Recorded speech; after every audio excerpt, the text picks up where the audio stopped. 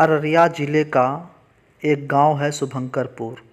1972 ईस्वी में बर्मा से आए रिफ्यूजी इस गांव में बसते हैं। हमने वहीं पर एक स्वास्थ्य कैंप एवं स्वास्थ्य चौपाल का आयोजन किया और डायबिटीज़ के रोगियों की जांच पड़ताल की। आइए करते हैं बातचीत। गर्व का अवसर है कि मुझे शुभंकरपुर जैसे सुव्यवस्थित गांव में कैंप लगाने का अवसर मिला है। मैंने देखा है लोगों के दुख को, दर्द को, कि कैसे गांव में कई तरह की बीमारी छुपी हुई रहती है, वो शहर तक नहीं पहुंच पाते हैं। इसलिए हम लोग मेडिकल कॉलेज से और क्लिनिक से गांव की तरफ लोगों को मोटिवेट करने के लिए, उनको शिक्षा देने के लिए प्रयत्नशील रहते हैं। खास करके मेरा डायबिटीज़ के प्रति लगाव ज़्यादा रहा है, इस रोग के प्रति कि कैसे जो यह रोग विकराल होते जा रहा है, इसको कैसे कम किया जाए, कैसे लोगों में जागरूकता बनाया जाए, इसके लिए मैं हमेशा प्रयत्नशील रहता हूँ और बताता हूँ कि डायबिटीज़ में क्या करना चाहिए, क्या नहीं करना चाहिए, कैसे खाना चाहिए, कैसे नहीं कर खाना चाहिए। मैं बार बार बताता हूँ। अपने सेशन में 1 बजे से 2 बजे क्लिनिक में भी सेशन चलते रहता है, प्रतिदिन 1 घंटे का, जिसमें कि स्वास्थ्य के बारे में मैं बताता हूँ। सभी विषयों में बार बार चर्चा होती है और खासकर डायबिटीज़ के बारे में मैं बताता हूँ कि डायबिटीज़ के 4 हथियार हैं और उस 4 हथियार को अगर अपनाया जाए तो हम लोग इस भयावह बीमारी से बच सकते हैं। वो 4 हथियार क्या है, मैं बार बार चर्चा करता हूँ। पहला, डायबिटीज़ की सही जानकारी रखना। पहला हथियार है डायबिटीज़ के बारे में सही ज्ञान रखना। दूसरा हथियार है डायबिटीज़ में सही खान पान करना, कि कैसे खाना खाया जाए। तीसरा हथियार है सभी लोगों को एक्सरसाइज, व्यायाम, योग और अध्यात्म से जुड़ना है, यही तीसरा हथियार है। और चौथा हथियार है डॉक्टर से सही समय पर परामर्श और सही जांच करवाना। डॉक्टर मतलब गांव के झोला छाप नहीं, डॉक्टर मतलब जो पढ़े लिखे हैं, जो जिस विज्ञान के डॉक्टर है, उस विज्ञान में उस विधा के डॉक्टर के पास जाएंगे। आँख खराब होता है तो आँख खराब वाले डॉक्टर के पास जाएंगे, पेट खराब होता है तो पेट के डॉक्टर के पास जाएंगे, हार्ट में कोई समस्या होती है तो हार्ट के स्पेशलिस्ट के पास जाएंगे। इसके लिए काफ़ी मशक्क़त करके डॉक्टर पढ़ाई करते हैं, तो वो जब आपको देखते हैं तो आपको सही ज्ञान दे सकते हैं। इसीलिए जानकारी आपको वही बेहतर बता सकते हैं जो उसकी पढ़ाई की है। अब मैं बताऊंगा यहाँ पर डायबिटीज़ के कितने पेशेंट हैं, हाथ उठाइए तो। ये हैं 1 2 3 4 लगभग जो है यहाँ पर डायबिटीज़ के मरीज हैं, वहाँ भी डायबिटीज़ के मरीज वो लोग हैं, ठीक ना। तो आप लोग डायबिटीज़ में खाने पीने के बारे में बताऊंगा, पहले उसके बारे में आप लोग जानिए, ठीक ना। डायबिटीज़ के रोगी के लिए हम लोग बताते हैं कि डायबिटीज़ के रोगियों की थाली नॉर्मल लोगों की थाली के समान नहीं होती है। डायबिटीज़ के रोगियों को हरी साग सब्जी और सलाद की मात्रा को बढ़ाना है। थाली के 50% यानी कि आधे भाग में हरी साग सब्जी और सलाद रहना है।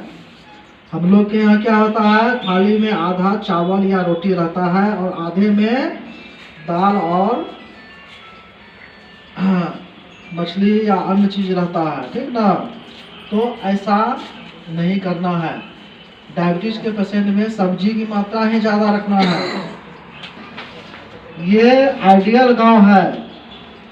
कल मैं इस गांव के बारे में बहुत कुछ जाना और जाना कि यहाँ के लोग खेती पर निर्भर हैं और अच्छी सब्जी उपजाते हैं, ताज़ी सब्जी खाते हैं यहाँ के लोग। तो यहाँ के लोगों को डायबिटीज होना ही नहीं चाहिए। अगर हुआ है तो हरी साग सब्जी खाएंगे तो एकदम फिट रहेंगे, है ना। हरी साग सब्जी मतलब गोभी के समय में आप गोभी उपजा लेते हैं, बैगन उपजा लेते हैं, मटर, बीन्स, सेम आप लोग ये सब चीज़ उपजाते हैं, मूली उपजाते हैं, सलाद में खाइए, खीरा खाइए, लत्ती वाली सब्जी आप लोग उपजाते हैं, कद्दू, कदुआ, झिंगा, झिंगली सब आप लोग उपजाते हैं, मुझे सब पता है। तो वो सब चीज़ें आप लोग को तो फ्री में मिल गया। इसीलिए सब्जी की मात्रा को बढ़ाना है, थाली में आपका सलाद रहना है, आपके सिर्फ खेत में नहीं रहना है, सिर्फ दुकान में नहीं जाना है, आपके थाली से जो बचेगा वो दुकान में जाना है। पहले आपकी थाली में सलाद होना चाहिए। हाँ, झींगा भी रखना है, झींगा, झिंगली, नेनुआ सब खाइए आप लोग। आप लोग के पास जो है ना फल अगर उपजाते हैं तो फल में जो है ना डायबिटीज के मरीज को हम लोग कहते हैं कि अमरूद खा सकते हैं, सेब खा सकते हैं, कच्चा वाला पपीता खा सकते हैं, या बहुत ज़्यादा पपीता पका हुआ नहीं रहता है, स्टार्टिंग में पीलापन जब आता है तो वो खाते हैं, है ना। आंवला, आंवला आप लोग उपजाइए, आंवला का भी खेती कीजिए, वो भी जो है ना बहुत अच्छा होता है। सर आंवला कैसे खाएंगे? आंवला को जो है ना, आंवला को जो है ना काट करके उसको जो है ना नमक के साथ खा सकते हैं, कोई दिक्कत नहीं है ना। नमक में सर गला करके उसको सुखा करके, हाँ, उसको उस रूप में भी खा सकते हैं, और उस रूप में भी खा सकते हैं जिसको कि अचार कहता है। लेकिन हम लोग जो है ना अचार के रूप में ज़्यादा पेशेंट को नहीं खाने के लिए बोलते हैं। कौन फल नहीं खाना है डायबिटीज मरीज को? आम, केला, सपेटा, शरीफा, खजूर नहीं खाना है, जिसमें कि ग्लाइसेमिक इंडेक्स हाई होता है, ज़्यादा होता है, उसको हम लोग कहते हैं कि ज़्यादा नहीं खाने के लिए, है ना। तो इस चीज़ का आप लोग जो है ना थोड़ा सा ध्यान रखेंगे। आम, केला, सपेटा, शरीफा, खजूर ये नहीं खाना है। क्या खाना है? अभी फल के बारे में बताए, हरी साग सब्जी के बारे में बताए। अनाज के बारे में गेहूं का आटा, मकई का आटा, ज्वार, बाजरा ये सब आटा जो है ना खा सकते हैं, या मिला करके जो है ना डायबिटिक आटा जो है ना बाबा रामदेव बेचते हैं, उस तरह से आप घर में भी बना सकते हैं। बाबा रामदेव का आटा खाने की जरूरत नहीं है, बाबा रामदेव से आप बहुत ऊपर है, आप तो कृषक है, आप सब चीज़ बना सकते हैं। आपके पास जो है ना यहाँ पर मकई की अच्छी खेती होती है, गेहूँ और मकई मिला करके जो है ना एक रोटी बना दीजिएगा, आइटम हो गया। सब दिन अलग अलग विभिन्न प्रकार के आटा को चेंज करके खाइए, है ना। आपके यहाँ दाल अच्छी उपज होती है, मसूर की दाल हो या फिर अरहर की दाल हो, मूंग की दाल हो, सब दाल आप लोग जो है ना यहाँ पे उपजाते हैं। चना की दाल हो, मिला करके भी खा सकते हैं और अलग अलग दिन अलग अलग भी खा सकते हैं। उसको दलिया के रूप बना सकते हैं, तड़का बना सकते हैं, चना का सत्तू बना सकते हैं, चना का पुठा बना सकते हैं, भून करके खा सकते हैं। कई तरीके से जो है उसको खाया जा सकता है कि डायबिटीज मरीज को खा सकते हैं। हाँ, चावल हम लोग खाते हैं कि जिसका ज़्यादा चीनी बढ़ा हुआ नहीं रहता है, जिसका कंट्रोल में रहता है, वो लोग चावल भी खाएंगे। उसना चावल खाना है, अरवा चावल नहीं खाना है, ब्राउन राइस खाना है। मार्केट में ब्राउन राइस मिलता है, लेकिन आपके यहाँ उसना चावल जो है वो खाएंगे तो कम मात्रा में, सीमित मात्रा में, थोड़ा सा चावल और 2 रोटी ले लेंगे, है ना। डाइट चार्ट भी हम लोग देते हैं डायबिटिक पेशेंट्स को, उसके अनुसार से भी खाना होता है। यूट्यूब में हम लोग जो है ना सब कोई आजकल जो है ना सोशल मीडिया से जुड़े हुए हैं, यूट्यूब से जुड़े हुए हैं, उसमें हम लोग आहार के बारे में बताते हैं, संतुलित आहार कैसे खाएंगे इसके बारे में भी बताते हैं, उसको देखिए यूट्यूब में।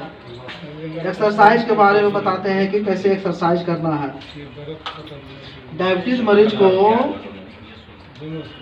आधा घंटा प्रतिदिन हम लोग व्यायाम करने के लिए कहते हैं। प्रतिदिन आप व्यायाम करके आते हैं, मॉर्निंग में वॉकिंग करके टहल करके आते हैं, साइकिल चला के आते हैं, वॉलीबॉल, फुटबॉल, जो चीज़ खिलाड़ी है तो खेलते हैं, दौड़ने वाले दौड़ते हैं, तेज़ी से चलने वाले चलते हैं, आते हैं। मॉर्निंग में आप नींबू पानी, उसमें थोड़ा सा मेथी पाउडर दे करके पानी पी लीजिए, ठीक ना। आते हैं, आप गला सूखता है, प्यास लगती है, पानी पी लेंगे, है ना। एक छोटा सा सेब खा लेंगे, सेब नहीं है आपके यहाँ अंकुरित चना जो है रखेंगे, अंकुरित चना, उसमें नमक, खीरा, मूली ये सब मिला करके जो है ना उसको दे करके उसको जो है ना खा लेंगे। कभी सत्तू पी लेंगे। मॉर्निंग में एक्सरसाइज करने के बाद चीनी का लेवल थोड़ा सा कम हो जाता है, तो उस स्थिति में आप थोड़ा सा मॉर्निंग में उसको लेना है 6:30-7 बजे जब आप एक्सरसाइज करके आते हैं तो, क्योंकि नाश्ता करते हैं आप लोग 9 बजे से पहले जो है ना मॉर्निंग में कुछ इस तरह से हल्का फुल्का खा लेना है। जो चाय पीते हैं बिना चीनी की चाय, 2 मैरी बिस्किट जो है खा लेंगे, शुगर फ्री बिस्किट आती है। तो अलग अलग दिन में थोड़ा सा बदल करके जो है ना खा लेना है। एक्सरसाइज करने के बाद आते हैं तब उसको खा लेना है। दोपहर में ये मॉर्निंग में नाश्ता करते हैं, नाश्ता में भी अलग अलग दिन अलग अलग तरह करके खाएंगे। एक ही तरह का नाश्ता खाने में रुचिकर नहीं होता है, आपको खाने में मज़ा नहीं आता है, इसलिए कहते हैं कि थोड़ा सा चेंज करके खा लीजिए। ताज़ा दही मिल जाता है गांव में, बहुत अच्छा है। आप लोग जो है ना भैंस गाय भी रखते हैं, उसको ताज़ा दही मिल जाए तो बहुत अच्छा है। रोटी के साथ दही ले लीजिए, थोड़ा सलाद ले लीजिए, उसको खाइए। दूसरे दिन जो है ना तड़का रोटी खा लीजिए, तीसरे दिन हरी सब्जी और ये खा लीजिए, रोटी खा लीजिए। इस तरह से अलग अलग दिन में हम लोग अलग अलग तरह का नाश्ता खा सकते हैं। हम नाश्ता करते हैं 9 बजे, उसके बाद दोपहर का खाना हमारे यहाँ बिहार में 1:30 बजे खाते हैं, 1 बजे खाना खाते हैं। तो लंबा समय हो जाता है। डायबिटीज को पेशेंट को हम लोग कहते हैं कि लंबा समय तक इंतजार नहीं करना है।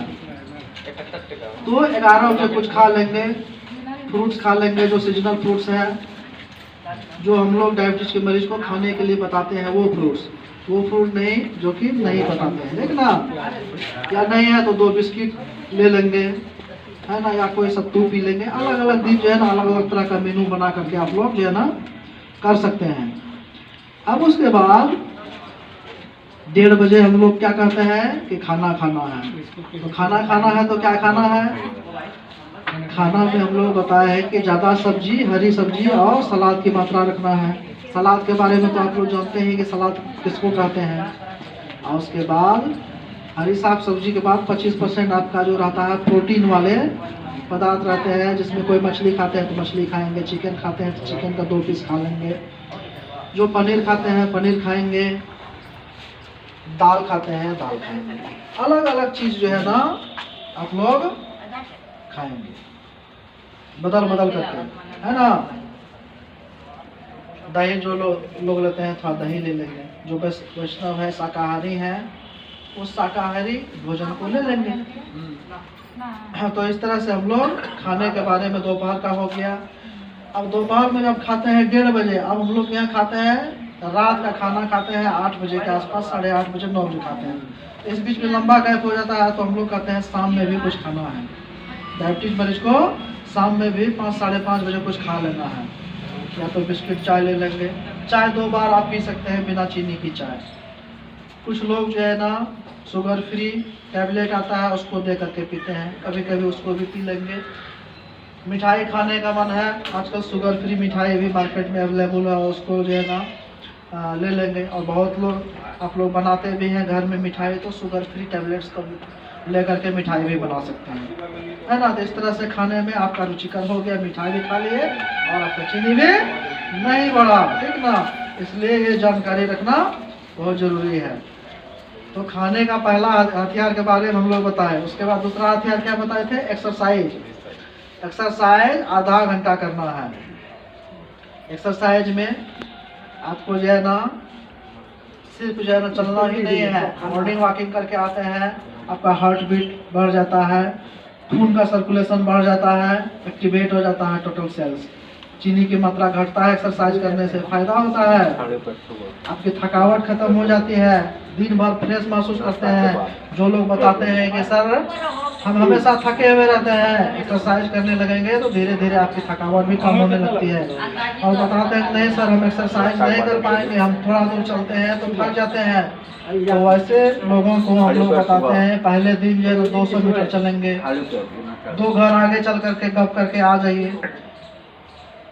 दूसरे दिन जो है ना आधा किलोमीटर चलिए, एक सप्ताह के बाद जो है ना 700 मीटर चलिए। इसी तरह से धीरे धीरे दूरियों को बढ़ा करके धीरे धीरे आपको आदत बैंड डेवलप करने लगेगा।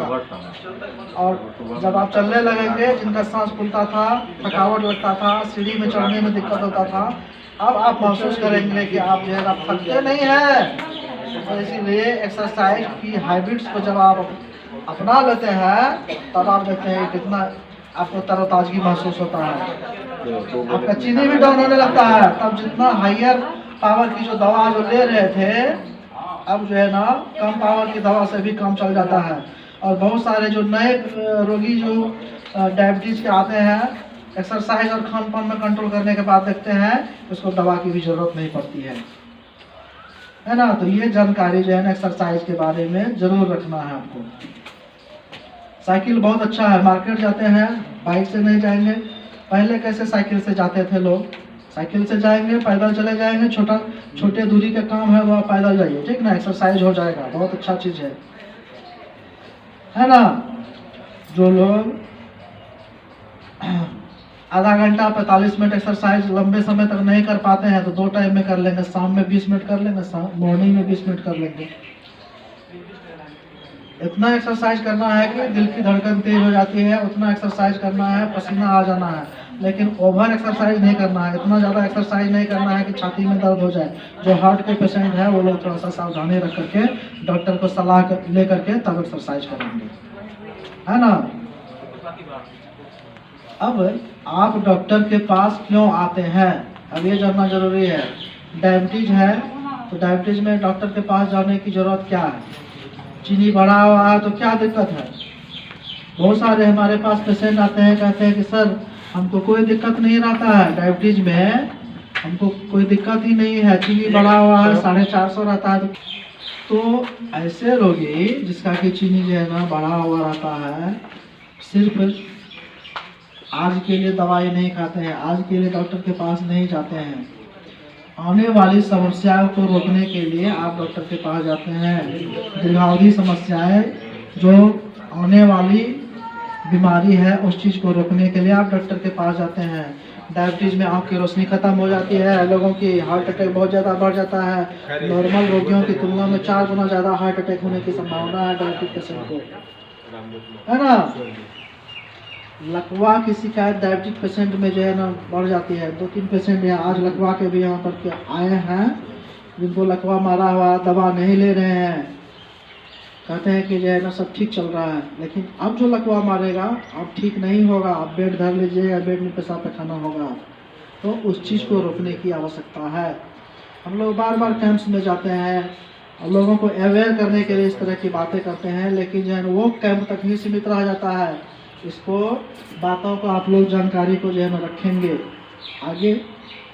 आगे तक के लिए कि जो है ना आपके आस पड़ोस के लोग हैं उसको भी बता सकते हैं कि अगर लकवा का शिकायत है, ब्लड प्रेशर बढ़ा हुआ रहता है तो दवा छोड़ छाड़ करके नहीं खाएंगे। सभी सर्द का समय है, ठंडी के समय में ब्लड शुगर फ्लक्चुएट करता है, बढ़ा हुआ रहता है, ब्लड प्रेशर बढ़ा हुआ रहता है तो दवा उसको जो है ना खाएंगे, नहीं तो फिर से जो लकवा मारेगा पहले की तुलना में वो ज़्यादा खतरनाक होगा।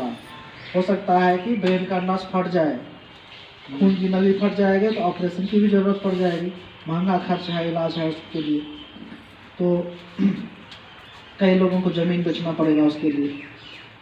पैसा अगर नहीं है आज तो 2 लाख 4 लाख खर्च जो ऑपरेशन में हो जाता है तो उससे समस्या हो जाती है।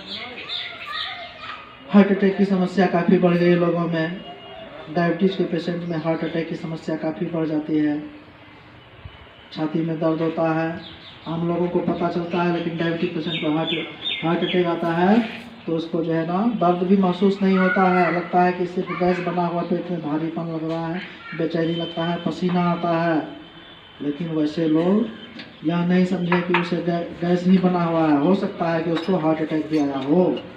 तो इस चीज़ को जो है ना ध्यान में रखना जरूरी है। डायबिटिक पेशेंट में 70% में लगभग जो है कब्ज की शिकायत है, पैखाना खुलासा नहीं होता है, तो उसमें हम लोग कहते हैं कि खान पान में ज़्यादा मसाला तेल का प्रयोग ना करें, सलाद का मात्रा तेज करें, ब्लड शुगर को कंट्रोल करें, है ना। अगर उससे कंट्रोल नहीं होता है तो डॉक्टर के पास जाएं। ऑटोनोमिक न्यूरोपैथी डेवलप होता है जिसके चलते इस तरह का कब्ज शिकायत होता है। हो सकता है इसके साथ हार्ट में भी प्रॉब्लम हो। अगर किसी को कब्ज है तो यह आप नहीं समझिए कि यह साधारण चीज़ है, हो सकता है कि उसके साथ हार्ट में भी ऑटोनोमिक न्यूरोपैथी डेवलप हो गया है, हार्ट की भी समस्या उसके साथ हो सकती है। इसके बाद हमारे शरीर में एक अंग है किडनी, इसके बारे में जानते होंगे, सुने होंगे। किडनी महत्वपूर्ण अंग है हमारे शरीर का, वो फिल्टर है, शरीर की गंदगी को निकालने के लिए काफ़ी ज़रूरी है। किडनी, 2 किडनी हम लोग के शरीर में भगवान ने दिया है, जो कि छन्ना पत्र की तरह से काम करता है। जिस तरह से चाय छान करके पीते हैं, उसी तरह से आपके शरीर की गंदगी को उसको जो है ना फिल्टर करके जो है ना किडनी हटाता है। वो उसका काम है किडनी का। वो खराब हो जाएगा तो वो पदार्थ जो हमारे शरीर में गंदगी बनते रहता है, निकलते रहता है, गंदगी बनते रहता है, निकलते रहता है, चाहे त्वचा के माध्यम से, चाहे सांस के माध्यम से, चाहे किडनी के माध्यम से, पसीना के माध्यम से निकलता है ना। अब किडनी जब खराब हो जाता है तब लोड बढ़ गया, मुंह फूलने लगा। एक पेशेंट थे, आए थे, बता रहे थे कि मुंह फूल रहा है, पेट जो है फूला हुआ है। इनको हम लोग क्लिनिक में जांच करवाएंगे, किडनी की कहीं समस्या तो नहीं है। लंबे समय से उसको डायबिटीज भी है, तो आपको दिक्कत था ना? हाँ, इन्हीं को दिक्कत था, किडनी की समस्या इनको हो सकती है। इसको हम लोग फिर क्लिनिक में जांच पड़ताल करेंगे कि कहीं इसकी समस्या डायबिटिक नेफ्रोपैथी की ओर तो नहीं है, किडनी की समस्या तो नहीं हो गई है। अगर ऐसा है तो अगर स्टार्टिंग में उसका इलाज हम लोग कर देंगे तो भारी समस्या आने से बच जाएंगे। डायलिसिस करने की समस्या आ जाती है, किडनी चेंज करने की समस्या आ जाती है। किडनी चेंज करना उतना आसान नहीं है, पैसा रहते हुए भी लोग चेंज नहीं कर पाते हैं, है ना। बहुत सारे लोग हैं जिनके पास पैसे की कमी नहीं है, फिर भी चेंज नहीं कर पाते हैं। किडनी कहाँ से लाइएगा? आपके परिवार के लोगों को भी देना पड़ेगा। आपका कुटुंब है? उसका लड़का है, इन्हीं का बड़ी बहन का, इसी का बड़ी बहन है। इससे बड़ी बहन, हाँ हाँ। इसके लड़का का किडनी फेल हो गया, किडनी का तो किडनी चेंज करना होगा। किडनी देने के लिए कोई तैयार हुआ? खोज रहा है, पैसा तो है उसके पास, लेकिन बहुत पैसा है, लेकिन नहीं मिल रहा है। कपड़ा की दुकान, सोना की दुकान सब है, बोला कि पत्नी किडनी देंगे। देखिए, जो अपने लोग हैं तो वो दे सकते हैं, पत्नी है तो उसको जो है एग्री हुई कि हम दे देंगे, ठीक ना। लेकिन जिसकी पत्नी भी तैयार नहीं होगी तो उसका क्या होगा, ठीक ना। इसीलिए आप लोग डायबिटीज को कंट्रोल रखिएगा, ब्लड प्रेशर को कंट्रोल रखिएगा। ब्लड प्रेशर और जिसका ज़्यादा रहता है और जिसका ब्लड शुगर हाई रहता है उसको किडनी की समस्या होने का बहुत ज़्यादा चांस रहता है। जिसका लंबे समय से समस्या है ना, पेशाब में झाग आता है, मुंह में सूजन आता है, खाना पीना खाने का मन नहीं करता है, हो सकता है कि किडनी की समस्या हो। तो ऐसी स्थिति में आप लोग अलर्ट हो जाएंगे। इसके बाद मैं बार बार बताता हूँ, किसी का घाव ठीक नहीं हो रहा है, पैर में घाव हो गया है, चुभ गया है कांटा, किसी का न्यूरोपैथी हो गया है, हम लोग मशीन से उसको जांच करके जूता प्रिस्क्राइब कर देते हैं, बता देते हैं कि किस तरह का जूता पहनना है, तो वो घाव नहीं होता। हम लोग के पास ऐसी मशीन लगी हुई है जिसे हम लोग भविष्य में भी जान लेते हैं कि इसको अगला 2 साल 3 साल में घाव होने वाला है कि नहीं है। अगर घाव हो जाएगा तब घाव ठीक करने में बहुत दिक्कत है। डायबिटीज मरीज को सुने होंगे कि जल्दी उसका घाव ठीक नहीं होता, पैर काटने की समस्या हो जाती है। तो हम पहले क्यों नहीं जो है ना इलाज में रहेंगे, क्यों नहीं हम लोग 500 रुपया डॉक्टर को फी दे करके अपने आप को ठीक करेंगे। साल में अगर हम 5 बार भी चले जाएंगे डॉक्टर के पास तो 2500 रुपया खर्च होगा, लेकिन जब एक बार समस्या आ जाएगी तब 2.5 लाख रुपया खर्च होगा, ठीक ना। कहाँ 2500 और कहाँ 2.5 लाख, ठीक ना।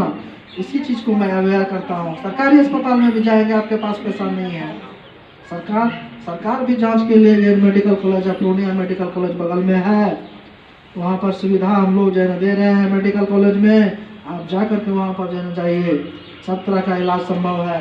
जो लोग प्राइवेट में इलाज नहीं करवा पाते हैं वो लोग गवर्नमेंट मेडिकल कॉलेज में जाइए, गवर्नमेंट मेडिकल कॉलेज। तो सही जानकारी रखना बहुत ज़्यादा जरूरी है, सही जानकारी रखना बहुत ज़्यादा जरूरी है। यही पहला हथियार है। अब अंतिम हथियार, चौथा हथियार है डॉक्टर के पास सही समय पर पहुंचना, जो जांच बताते हैं उसको करवा लेना और सही समय से दवाई खा लेना। छोड़ छाड़ के दवाई नहीं खाएंगे। पथरी हुए थे इनका, वही वही स्थल कराए थे पथरी का। पथरी का ऑपरेशन करवाए थे, बहुत अच्छा है। तो किसी भी बीमारी को जो है ना पाल के नहीं रखना है। अगर सही समय पर उसका इलाज हो जाए तो आप सुखमय जिंदगी जी सकते हैं, खुशहाल जिंदगी जी सकते हैं, परिवार के बर्डन को कम कर सकते हैं। जो आगे जो अभी इलाज करने में जो 5,000 रुपया खर्च होगा, अगला 5 लाख भी खर्च होने के बाद ठीक होगा कि नहीं होगा, उसकी कोई गारंटी नहीं है। इसलिए समय रहते हुए कर लेना है, परहेज कर लेना है। Prevention is better than cure, मैं बार बार बताता हूँ। रोग की रोकथाम करना इलाज करने से अच्छा है। यही अंतिम संदेश है कि आप लोग रोग से बच लें। दवाई खाने से बचने के लिए तंदुरुस्त रहें, जीवन शैली को बेहतर करें, मेडिटेशन करें, अध्यात्म करें, योगा करें, एक्सरसाइज करें, खान पान में परहेज करें। इसी के साथ अब मैं फिर पेशेंट देखूंगा। आप लोगों के साथ मैं हमेशा जुड़ा हुआ रहूँगा और मेरे दर्शक भी मेरे साथ जुड़े हुए हैं। बहुत सारे लोग जो देख रहे हैं यूट्यूब्स में, उनके लिए जो है यही कहना है, चैनल को शेयर करें, सब्सक्राइब करें, मैसेज को जन जन तक पहुंचाएं। थैंक यू, धन्यवाद।